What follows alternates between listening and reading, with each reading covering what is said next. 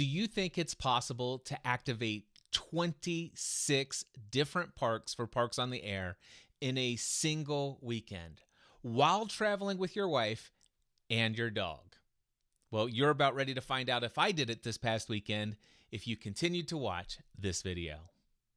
Well, hello, my name is Cliff Ravenscraft, and I want to welcome you to the Cliff's Notes on Amateur Radio YouTube channel. I have been producing a podcast for amateur radio since August of 2024 when I first got licensed as a technician. I upgraded to my general license in September of last year, and since then I've been introduced to the world of HF, radio operations, and more specifically, POTA, Parks on the Air. And to say that I've been obsessed is a little bit of an understatement. Ever since I discovered POTA, I had a desire immediately to activate every single park in the state of Kentucky. There are 183 recognized parks in the POTA database, and what you're looking at right now is my own personal map that I have created. I'm using a program called My Maps. You can find it at mymaps.google.com. You can go over to the POTA.app website, go into their database where it shows the locations of the parks, and you can download what are called KML files and upload them into Google Maps or mymaps.google.com. By default, they show up as blue pins. Every single park has a blue pin. And then when I have activated a park, I've gone in and changed the color of the pin from blue to red, or magenta is what they say it is. That's what you're looking at here. And this weekend, I had a desire and an ambitious goal activating 26 parks in 2 days. Not only that, but my wife had agreed to go on this road trip with me, this amateur radio road trip. Now, my wife, Stephanie, she is amazing. She has been so incredibly supportive of all of my hobbies over the years. However, she has expressed zero interest in getting into amateur radio. A couple of weeks ago, we went up to Natural Bridge State Park in Kentucky. We went all the way up to the Natural Bridge. I set up a portable operation with all my gear in my backpack, and she read her Kindle while I activated for about 20 minutes. And then I packed everything back up, and that was it. But we enjoyed the road trip together. We enjoyed the park and the scenery together. She could care less about the radio stuff. Anyway, when I floated the idea that I was going to go this weekend and do this 2-day trip, I asked her, not expecting that she would say yes, but I asked her, I said, would you like to do this road trip with me? The leaves are getting ready to start turning and stuff like that. It'd be a lot of fun. What do you think? She goes, can we take our dog with us? And I'm like, absolutely, we can do that. And I said, since we're going to turn this into a 2-day weekend extravaganza, we could stop off in West Virginia. And so what you see here is the My Maps zoomed in. And what I did is I took all of those blue pins that were not yet activated in this northeastern part of the state of Kentucky. I went ahead and turned all of those blue pins to yellow, meaning that these are the pins I intend to activate here. Now, you'll see some purple pins on the right-hand side. Those are 2 purple pins for West Virginia. I figured, well, I'm going to be in West Virginia. I might as well go ahead and activate a park. And then the second one was like right next to it. I might as well activate that one as well. So that was the plan, is that we'd drive from northern Kentucky and do that first route all the way at the top until you get over to the blue pins on the right. And that would be day 1 of our itinerary. Then we would start off Sunday morning and take that bottom route all the way back home. That was the plan. And if we did it all, it would be 26 parks in 2 days. This was the ambitious goal. It was the ambitious plan. So recently I've been asked, how did things go? Well, first of all, here was my itinerary. I not only drew the map geolocation and the routes out, but I created a spreadsheet as well to kind of calculate, could I get all of this done within a certain amount of time? All of the data that you see on this spreadsheet is automatic All I needed to do is put the start time for the very first part where we're leaving. We're going from home. We're going to depart at 8:30. What is manual is the 65-minute drive time. And I had already pre-filled those because I actually did a Google Maps directions from each location to the next location. And so I manually entered in the number of minutes. But then the start time for the first line plus 65 minutes automatically put the activation start time. I allotted automatically 20 minutes for an activation, so it automatically put the end time. And if we left right then, the next line was automatically pulling from the line above, and it was all automated afterwards. Anyway, super geeky technical stuff. You may or may not care about it, but this is kind of like this ambitious thing. And I'm like, oh, wow. If we did 12 parks in day one, we'll be done at 8:30 p.m. That seems reasonable. Now, don't get me wrong. I definitely understood that I'm taking my wife and I'm taking my dog, and there's likely to be more bathroom breaks and food breaks that are beyond what I would be doing if I was doing this by myself. And certainly, I wasn't tied to the itinerary. It was just for me to see if, it could reasonably even work and where to break it in half so that we can split our day. Anyway, before I left on this weekend journey, I wanted to do something that I had anticipated I would do right when I first got my radios. Now, I have plenty of different radios. I'm not going to go into all of those today, but I have two main radios for the car. One is an FTM 500DR. This is my 2-meter, 70-centimeter radio.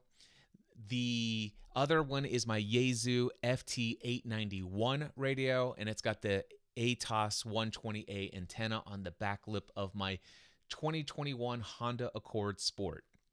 And for the last year, these radios had been sitting in the floor of the back seat of my car. Along with all of the batteries and wires, it looked like I had a bomb in the back seat of the floor of my car. And I said, you know what, I'm going to go on this weekend rove throughout the state of Kentucky.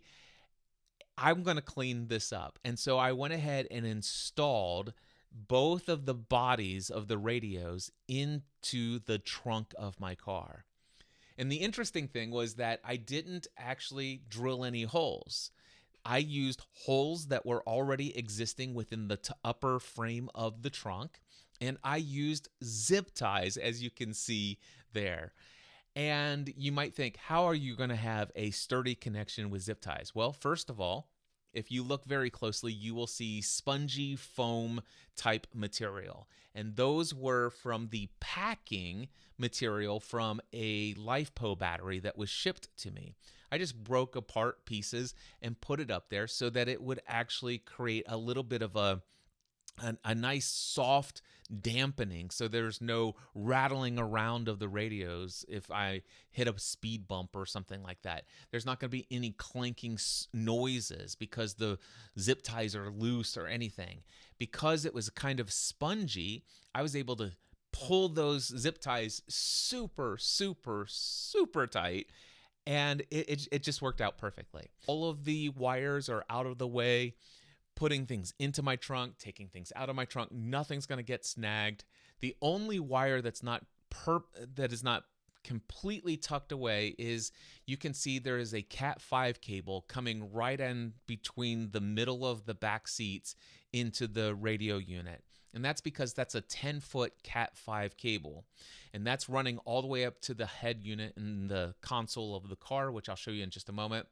I've since ordered a 25-foot Cat 6 cable that's getting ready to come, and I will replace that, and it will get all routed. Okay, by the way, this is the head unit, how it looks in my car. This is a mounting system from Lido Radio Products. LidoRadio.com, I believe, is the URL.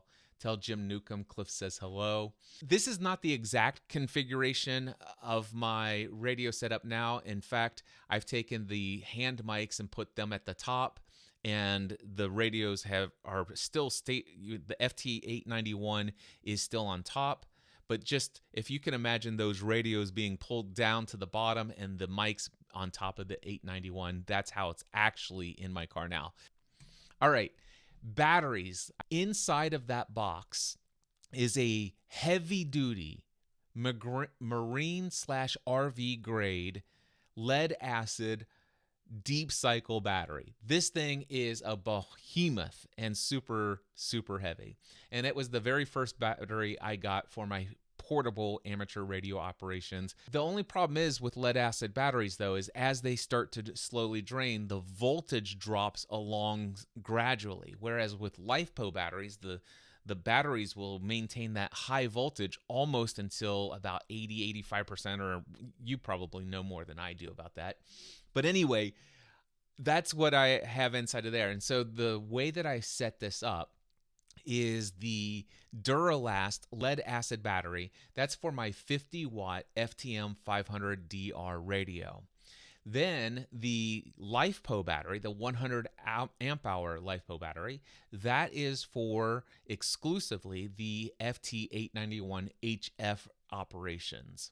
And then, of course, I also have another LiFePO battery, a 25 amp hour battery, and that is specifically for my Starlink Mini, because when I'm doing all of these park activations in the middle of nowhere in the state of Kentucky, I'm often without cell service, and to be able to get my GPS to show me how to get to the next place, it's pretty essential to have that. Plus, it's nice to have the Starlink Mini during those cell outages to be able to do call sign lookups. All right, QRZ lookups. Anyway, that's my battery situation, and what I want to share with you is how did things go? Well, our very first park, it took us 60 minutes to get there from our home location. We went to US Park 1261, Kincaid Lake State Park, and we got there around 10:30 in the morning. The activation took about 26 minutes, and I made 14 QSOs. And so I've got a list of the QSOs there. You can see that I was operating on 17 meters for most of it, and then I moved down to 20 meters. 26 minutes is a long time as far as I'm concerned when I'm doing a multi-park activation. And part of the reason why is because I started out on 17 meters. This weekend was CQ Worldwide Contest. And as a result of that, I had thought I'm going to stay off of the 10 meter, the 20 meter, and 40 meter bands. It's going to be so packed, I won't be able to get a thing. So I set up camp on 17 meters. Well, turns out that it was taking longer than I wanted, so I went down to 20 meters, and I started hunting parks for those remainders. And finally, got the park activated, and boom, we were off to the next park. Park number 2, it took us 40 minutes to get to Quiet Trails State Nature Preserve, US Park 7959. I started that activation at 11:36 a.m. was the first QSO made. It took 22 minutes to activate, and I made 18 QSOs. You can see that I had learned to do the hunting down the parks at that point, so I just started doing park to parks and hunting down people who are already activating, people who already found a spot on the dial. And then I moved down to 40 meters, and I was able to find myself a spot, and it knocked it right on out of there. Okay, next up is this slide right here. One of the reasons why my wife was happy to join me is because the state of Kentucky is absolutely gorgeous. And this is just one of the beautiful views of the driving that was a part of this area that is this kind of northern portion of eastern Kentucky, an area where my wife and I, neither of us in our entire life that we've lived in Kentucky, have ever been through. And so we loved seeing these rolling hills. We made it to Blue Licks Battlefield State Resort Park. And this was our third park. It took us 46 minutes to get there. I started activating at 12:44. It only took me 8 minutes to activate this park. and I made 15 QSOs. Now this one, I had already been set up on 40 meters. The radio was already tuned. I already had a clear frequency from the last park. And when I got here to this park, nobody had taken the frequency. And so I just started calling CQ, spotted myself right away. And by this time, several of the folks who are in my community already had me on ham alerts. And we just knocked this park out 15 QSOs in 8 minutes. This is a picture of Leo, our dog, enjoying himself as we take a break from our driving from park to park. And Stephanie took this of him sitting in his box back in the back seat of the car. Next up, I made my first mistake. I was supposed to go from Blue Licks Battleground all the way down there to Clay Wildlife Management Area, then to Fleming Wildlife Management Area, and then up to Simon Kenton Wildlife Management Area, which is in Maysville, Kentucky. Now, that would have been amazing, but I made a little bit of a mistake. At Blue Licks Battleground State Resort Park, my wife started to ask about lunch, and I said, why don't you look up some local areas, see if we can find us a place to eat, and we will grab something before we head to the next park or right around the next one. And when she couldn't find anything, and I'm like, okay, well, let me look. I said, I think we're heading to Maysville next anyway. That was my mistake. I should have looked at my carefully planned spreadsheet itinerary, but I didn't think to do that. I just assumed we were going to Maysville. I found a restaurant in Maysville that she and I would both be interested in, and we could eat outside so that Leo could eat with us. We didn't, because we're not going to leave him in the car. So anyway, we left Blue Licks Battleground and went straight to Maysville, Kentucky. Now, do you see how that completely ruined my entire itinerary? Because now I had to decide, what do I do about Clay and what do I do about Fleming? I either skip them or we backtrack. Well, I'll get back to that. Anyway, so since we went ahead and ate there in Maysville, and Simon Kenton Wildlife Management Area was in Maysville, park number 4 ended up being Simon Kenton WMA. It took us 91 minutes from the end of the last activation to the start of this activation. Now, it did not take 91 minutes to get to Maysville. That includes the time that we had our lunch that afternoon. So we started this activation at 2:23 p.m. It only took 7 minutes. And if you remember the actual frequency from the previous activation, it was 7.178, still free. And by this time, folks are waiting for me to get into the park. And so it only took 7 minutes to get those 14 QSOs. Now, for those who don't know this, you only need 10 QSOs for an activation. But you do stand to benefit if you were to get a little bit of a buffer. Just say, for example, somebody's call sign was off a digit or two, and it's not accepted by the POTA website database when you upload your thing. It's always good to have a couple buffer QSOs in the log. So I try to get ideally 14, but if it's taking me incredibly long, I'll do 11. One of the things that I do at this point is after every activation, before I leave the park, I upload the logs. I wait for it to process the file so I can see the number of accepted QSOs to confirm that it's over 10. All right, next up, after the Simon Kenton Wildlife Management Area in Maysville, Kentucky, I made a second mistake. And it's a mistake I knew I could have avoided because I was looking up for my itinerary to find the driving directions. One of the things that I noticed is when I was going from Simon Kenton to Crooked Creek State Nature Preserve, when I searched for that, it said it's going to be 7 hours and 27 minutes. And I'm like, what? And then sure enough, I look at it and it's like, yeah, well, there it is, Crooked Creek Preserve. And then it says Scout Road, Troy, Wisconsin. And I'm like, what? And so I go back to the POTA map, and then I click through to the POTA thing, and I recognize that this is in Trinity, Kentucky.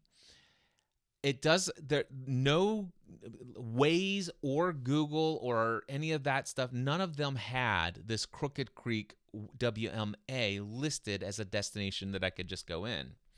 And I had found that it was in Trinity, so I just like, well, let me just go ahead and put Trinity, Kentucky, and I put some coordinates down. And I'm like, once I get to Trinity, I'll know that this is not the actual coordinates, and then I'll see if I'll get the latitude and longitude from the official WMA page, and then I will get there. I should have just got those latitude and longitude numbers before, so that I could already have this, because what we ended up doing is, you'll see this purple, the purple pin. We ended up going there instead of the yellow pin, which is the actual location for this WMA. And to say that it was a bit of a way out, it was. The streets are like crazy there. And the actual coordinates that I put in put me on somebody's, I think, personal property, and it was a long gravel drive. It was insane. It cost us lots of time. Finally, I realized this is not where we're supposed to be. And then I finally found, I got the latitude and longitude from the WMA and punched that in, and sure enough, we made it to Crooked Creek. It took us 73 minutes from when we left Simon Kenton, which technically speaking, it should have taken us about, I can't remember, like 25, 30 minutes. No, it took us 73 minutes. This on top of the fact that I skipped those two and I'm going to have to backtrack, major delays. All right. So anyway, we got there. This is park number 5. We started at 3:43, the activation, 11 QSOs in 10 minutes. Next up was Fleming. This is one of the ones that I missed that first time. I should have got this on the way to Maysville. But anyway, we backtracked.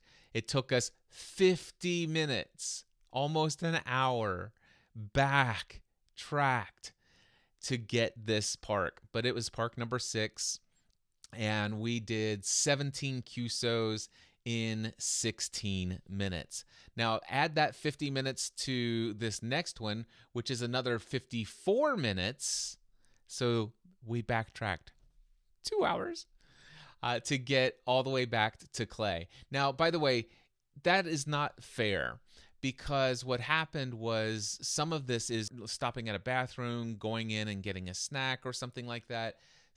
But still, it added up. That's all I'm saying. But our 7th park was Clay Wildlife Management Area. We got that park started at 5:53 p.m. Took 7 minutes and got 19 QSOs. By this time, we're rocking and rolling. Our community is following us, and as soon as they get that first ham alert, it's like, boom, ready to go. So then, because we backtracked all the way, it took us 1.5 hours to get all the way to the next spot. And it was at the very northeastern part of Kentucky, like as far as you can go that way. And that was South Shore Wildlife Management Area. You can tell by the photo, it was pitch black, absolutely as dark could be. And we started that activation at 7:29 p.m., got 17 QSOs in only 9 minutes because, again, the community was following us on ham alerts, and we ended at 7:38 p.m. Now, I had 2 more parks scheduled on the way to the hotel in West Virginia. I also had 2 parks in West Virginia that were about 20 minutes from the hotel that I was going to do either before we checked in or after we checked in. I had to scrap all of that because of my 2 mistakes. So after we finished what was that, South Shore Wildlife Management Area. It took us an hour and 20 minutes to get to our hotel, and we checked in at 9 o'clock at night. And so that was the end of day one. We had successfully accomplished and activated 8 parks. And I consider that to be a huge success given the fact that I'm with my wife and dog, and they're not as into the radio side of it is as much as just an enjoyable weekend joyride, seeing the scenery, stopping at places to use the bathroom and getting snack here and there or whatever. So anyway, great, wonderful first day. Day 2, the first one was West Virginia.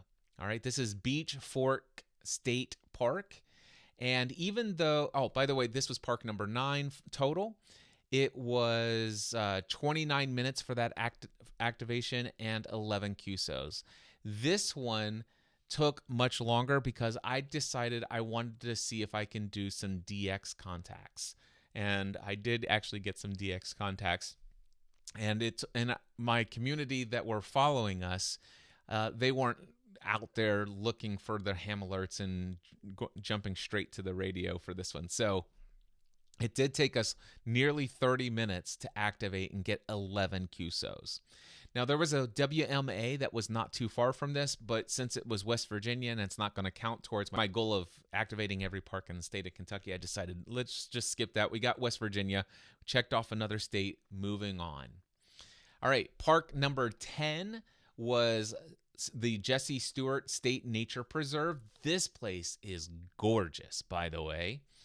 It was one of the ones we were supposed to hit on the way to the hotel the night before. It was pitch black. I'm so glad I did not go to this place at night because I would have missed how beautiful it was. 10:56 we started. Activation was 14 minutes in duration, got 22 contacts. This one went really, really fast.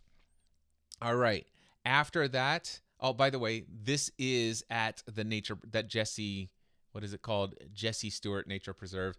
This is Leo hanging out in Stephanie's lap, taking a nap. And by the way, there is a picture of the current configuration of my radio set up at the console. I added a mag mount at the top so that I can put my phone up there as well. Anyway, moving on. Park number 11 was the Greenbow Lake State Resort Park, and it took us 35 minutes to get there. The activation, 14 QSOs in only 8 minutes. Our community, our team, our supporters out there, our frequent hunters were standing by once again and ready to follow us to these parks. All right, then moving on, we went to number 12. Took us 74 minutes from the end of that activation to the beginning of this activation. This is Carter Caves State Resort Park, and oh my gosh, this place is gorgeous. Absolutely beautiful. My wife and I will go back here for non-radio related activities. It is gorgeous. Anyway, 13 minutes to get 14 QSOs. Knocked it right out. This is pretty much right next to Tygert's State Forest, which we'll get to in just a moment. But first, we had to take a photo of this this tree that it looked and appeared from the road to be growing out of this rock formation. So that's a picture of Leo, myself, and Stephanie in front of the tree with the rock growing, or the rock with the tree growing out of it. Easy for me to say. But if you look at the left, you can see the root systems, how it's all planted there. It's pretty wild. Anyway, right next to the Carter Caves horse barn area is Tygert's State Forest. There's thankfully a back road into the forest that you can just literally drive. You could take 2 or 3 minutes. However, you'll notice there's 20 minutes between our last activation and the start of this activation, and that had to be, the bathroom breaks, just saying. 1:40 p.m. is the start. It took us 10 minutes to get 12 QSOs, so that was an easy thing. And then we moved on to activation number 14. This is Old Trace Wildlife Management Area. This place, their drive down into it, it looked like I wasn't going to get out, but I was able to, thankfully. Anyway, we started this activation at 3:01 p.m. I got 13 QSOs, 9 minutes, super easy to do. Then we moved on to the 15th and 16th activations, and that is Sunnybrook Wildlife Management Area. We got 15 QSOs in 9 minutes. It was pretty much super simple and to the point. Now, technically speaking, there were supposed to be a handful more still on the itinerary, but as we were pulling out across this sketchy bridge, we all noticed, Leo certainly, lots and lots and lots of gunshots. And my dog, Leo, does not do well with gunshots or fireworks. And this was not because we were at the wildlife management area. It's just somebody who lives right across the street from this bridge was just doing gun practice, target practice with his very loud shotgun, and round after round after round after round. And Leo was just absolutely terrified, shaking in his skin. And that pretty much put an end to our POTA operations. But we did drive. You can see all of the blue pins that we skipped. All right. So all of those blue pins, they were yellow. I turned them blue because I'm like, we're done.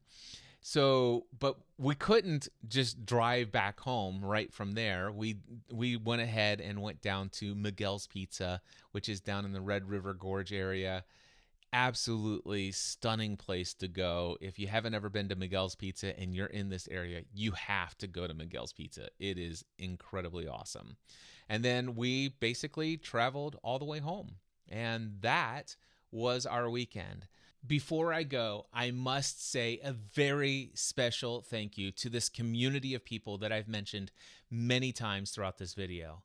I would not have been able to activate these parks in the quick order that I did and get in as many parks as I did get in this weekend if it were not for these individuals. And so I would love to say a special shout out and thank you to Tom, November Victor 4 Hotel, who hunted me down in 9 different parks. November 4, Romeo Delta Golf, Roger, thank you for hunting me down in 7 different parks. Sean and Shannon, we've got Alpha Alpha 4, Alpha Tango, and Kilo 1 Lima Yankee. They, husband and wife, hunted me down in 5 different parks this weekend.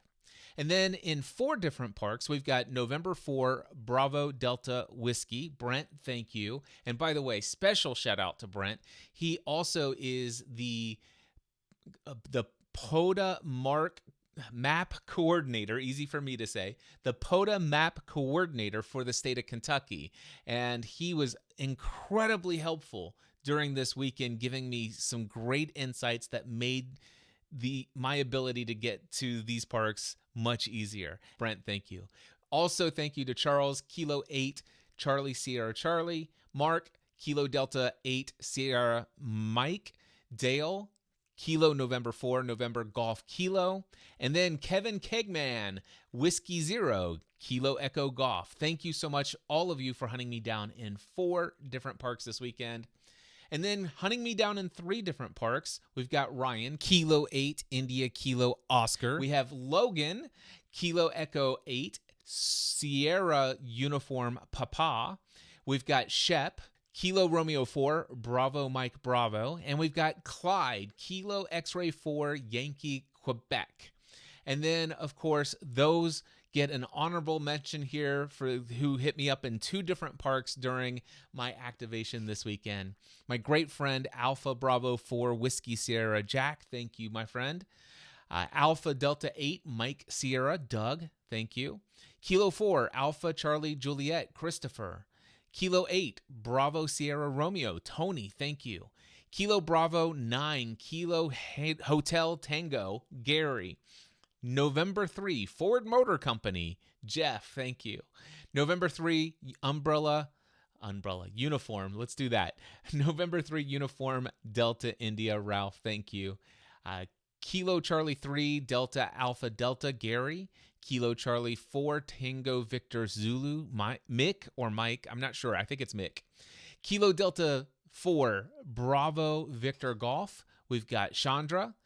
Kilo Foxtrot 8 Charlie Yankee Lima Rosanna, Kilo Whiskey 4 Bravo Alpha Sam, and Whiskey 2 Echo Lima Sierra. Ron, thank you all so much for following me in the parks, setting those alerts, and helping me accomplish such a great feat this weekend. It was a weekend I will never forget, with my wife, my dog, and the most beautiful scenery, fall foliage. I wish I would have taken more video or photos and all this other stuff to include, but I was lucky I got in what I got on this in between all of these activations. It was so much fun. I can't wait to get out and do another multi-park activation, checking off more of these parks. I think it was just fantastic. Also, if you haven't already, a couple of insights: mymaps.google.com. You can create your own POTA map and track your activations by changing the color of the pins.